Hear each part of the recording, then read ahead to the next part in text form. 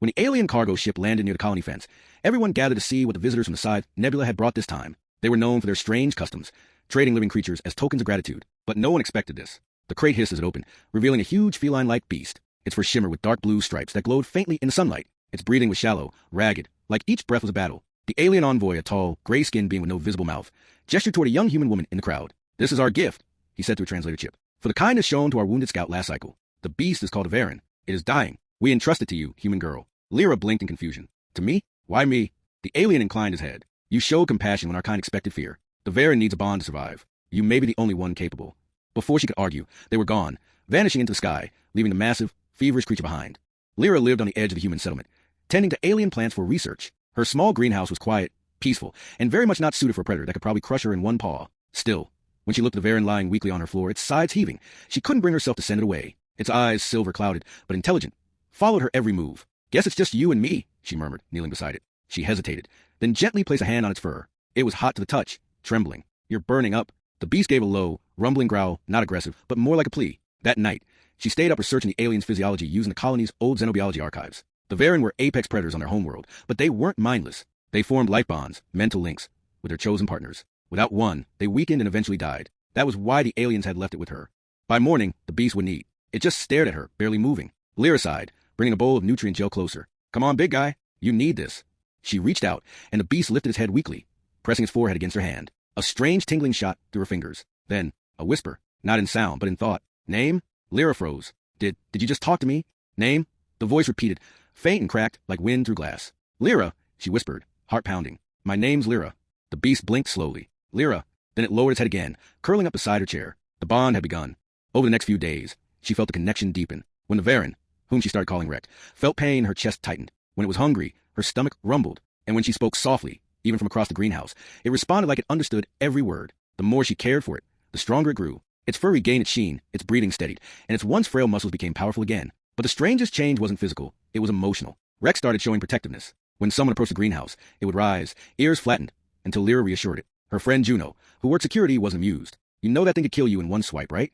Lyra smiled faintly, scratching behind Rex's ear. "He won't. He's gentle." "Gentle?" Juno frowned at the creature's fangs, each one longer than her hand. "That thing eats metal birds on its home planet." Rex growled softly at the insult, and Juno backed away. Lyra stifled a laugh. "See? He just doesn't like being judged." One night, a storm rolled across the colony. Heavy winds, metallic rain, flashes of green lightning. Power went out across the outpost. Lyra lit a lantern, but Rek was restless, pacing near the windows. "What's wrong?" she whispered, but then she felt it too, through the bond. A pulse of fear. Then came the screech. Something slammed into the greenhouse wall, cracking the glass. Lyra stumbled back as a massive shadow loomed outside, something bigger than Rek, with pale, spider-like limbs and red eyes glowing through the rain. The colony's alarms wailed. A rogue Vorth, one of the Varen's natural enemies, had followed the alien ship scent trail to the planet. Rek roared, a thunderous, earth-shaking sound that made the greenhouse tremble. The beast that had once been too weak to stand now charged through the shattered wall, colliding with the intruder. "Rek, no!"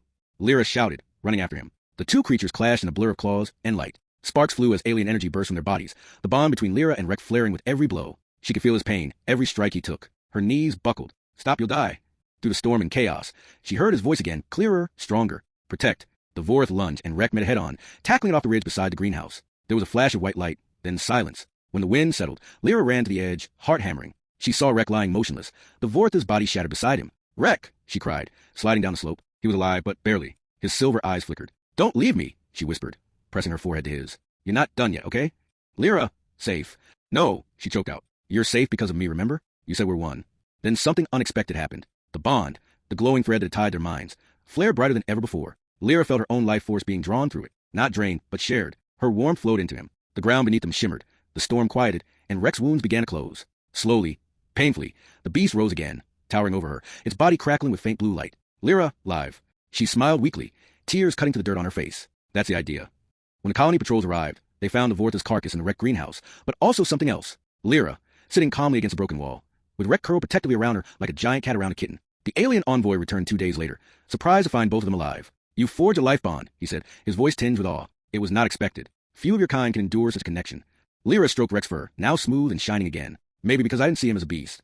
The alien nodded slowly. Then the Varen chose well. "You are his equal now, not his keeper." Weeks passed. The colony rebuilt the greenhouse, stronger, reinforced. And the humans, once fearful of alien creatures, began to see Rek as something else. A guardian. He would patrol the perimeter at night, his glowing eyes visible from the watchtowers. Children called him the Silver Protector. And though the aliens had gifted him away expecting his death, he found something the cosmos rarely allowed, love, in its purest, strangest form. Lyra often sat beside him at dusk, feeling the steady rhythm of his breathing. "You know," she said one evening, watching the twin moons rise, "you were supposed to be a dying gift." Rex thought brushed her mind like a warm wind. Gift returned. "You saved me. I save you. Asterisk, asterisk." She smiled softly, leaning against his massive shoulder. "I guess we save each other." Above them, stars shimmered like silver threads that seemed to hum faintly, as if acknowledging their bond. And though neither human nor alien could explain it, both Lyra and Rex knew something had changed that night. The bond between them was no longer just survival. It was the beginning of a new kind of life, one that connected two hearts across species, language, and the fragile boundaries of worlds.